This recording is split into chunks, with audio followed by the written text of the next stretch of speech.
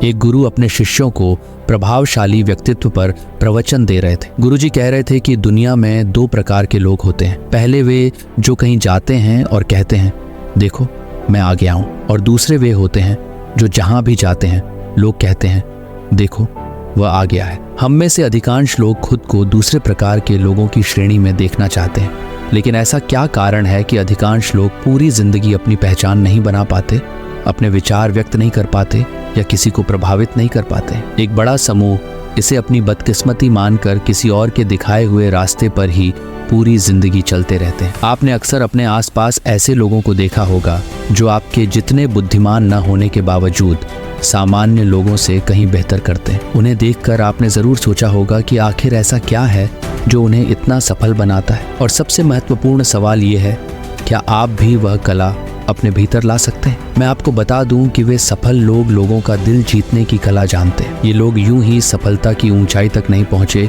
इन्होंने हर मोड़ पर लोगों को अपने शब्दों से प्रभावित किया और उनका विश्वास जीता। आपको जानकर हैरानी होगी कि हर कोई इसे सीख सकता है और खुद को सफलता की ऊंचाई तक ले जा सकता है। इसके लिए आपको कुछ बातों को अपनी जिंदगी में अपनाना होगा। इन बातों को अपनाने से आप लोगों को प्रभावित करने में महारत हासिल कर सकते हैं। ज्यादातर लोग इस कला को सीखने के लिए पूरी जिंदगी अलग अलग लोगों से सलाह लेते रहते हैं, लेकिन बिना किसी अनुभवी व्यक्ति के वे अक्सर इसे सीखने में असफल हो जाते हैं।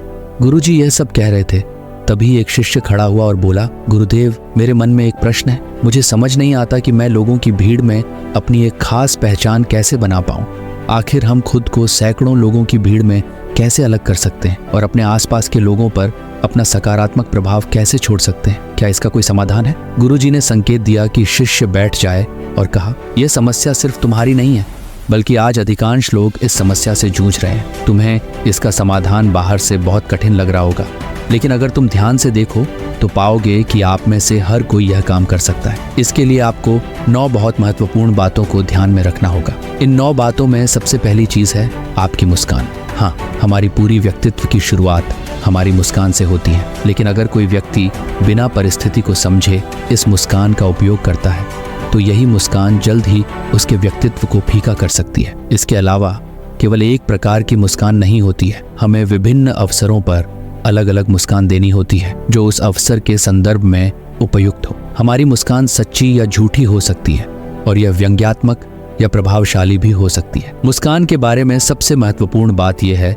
कि यह हमारी होठों पर बहुत बार नहीं आनी चाहिए, क्योंकि इसके कारण लोग हमारी बातों को गंभीरता से नहीं लेते हैं। आपको अपनी मुस्कान को अपने चेहरे पर लाने के लिए कुछ समय देना चाहिए ताकि सामने वाला व्यक्ति समझ सके कि आपकी मुस्कान वास्तव में क्या मतलब रखती है। संक्षेप में, जब भी आप किसी व्यक्ति को देखें तो कुछ ही क्षणों के भीतर मुस्कान आपके चेहरे पर आनी चाहिए। इससे सामने वाले को यह आभास होता है कि आपकी मुस्कान सच्ची है और आप वास्तव में उसे देखकर खुश हैं। दूसरी चीज है हमारी आंखें। अक्सर जब लोग किसी से मिलते हैं तो वे उनकी आंखों पर ज्यादा ध्यान नहीं देते हैं। हमारी आंखें एक जादुई अंग हैं जो बिना एक शब्द बोले सामने वाले व्यक्ति को अपना प्रशंसक बना सकती है, लेकिन इसके लिए आपको इस जादुई अंग का सही उपयोग करना होगा। हमारी तीसरी चीज है बैठने, चलने और खड़े होने का तरीका। आपने कभी सोचा है कि कोई व्यक्ति जैसे ही कमरे में प्रवेश करता है तो सभी लोग उस पर ध्यान देने को मजबूर हो जाते हैं? इसका कारण है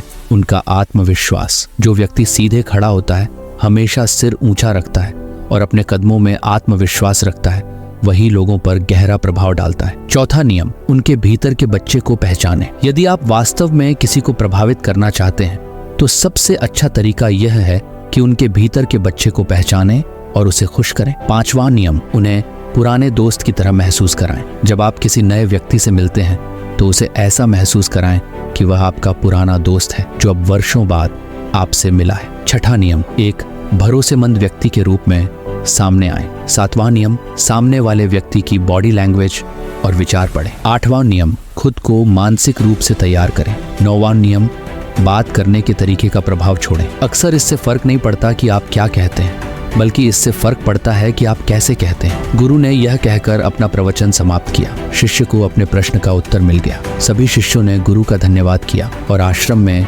अपने अपने कार्यों में लग गए। दोस्तों, मुझे उम्मीद है कि आपको इस कहानी से बहुत कुछ सीखने को मिला होगा, और अगर आपको ये कहानी पसंद आई हो तो इस वीडियो को लाइक करें और चैनल को सब्सक्राइब करें। यहाँ तक साथ रहने के लिए आपका बहुत बहुत धन्यवाद।